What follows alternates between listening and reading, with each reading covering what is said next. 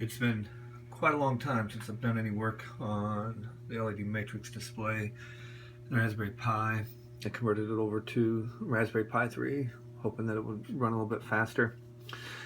So anyways, what I've noticed is my power supply isn't nearly strong enough. It's a 10 amp power supply, and as you can see,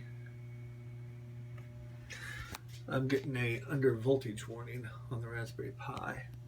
So whenever I attempt to turn on most of the LEDs, I get that warning. If I only turn on a small subset, I don't get that warning, as you can see. So anyways, I was able to draw about 100,000 lines per second. I'm getting about 30 frames, well, about 27 frames per second.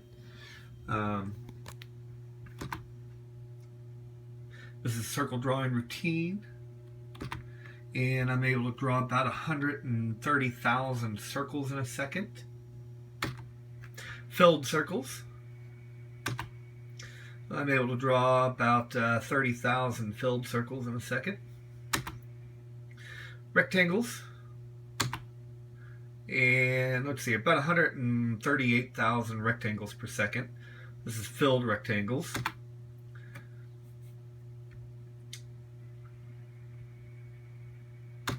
So let's see here, how many filled rectangles? About 130,000 filled rectangles. And what I do here is each time I just attempt to draw as many circles as I can, or primitives as I can. Ellipses, about 80,000 ellipses, filled ellipses.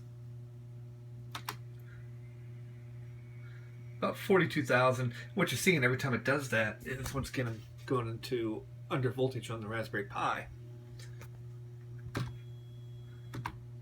Alright, little Pong game. You can actually move this right here.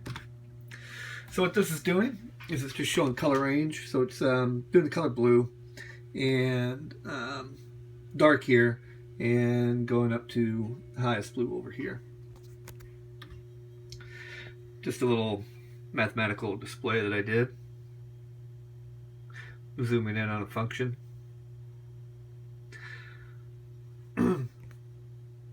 Yep, and see, once again, there it goes, undervolting. So I think my next step is to buy a much more powerful power supply.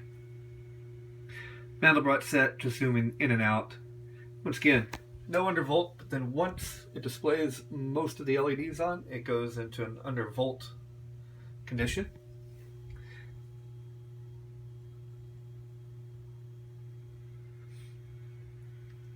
That's pretty bad. And in addition, because it's undervolting, it's clocking the processor down, and it gets very slow. So now we go out of undervolt, but then back into it. But it's working pretty well. I need to get a much bigger power supply. This is a 5 volt, 10 amp power supply. I'm probably going to buy a 50 amp power supply. Then I need to start adding the other rows. I eventually plan to have 4 rows across, or 4 panels across, and then 3 rows. So basically a 4x3 display.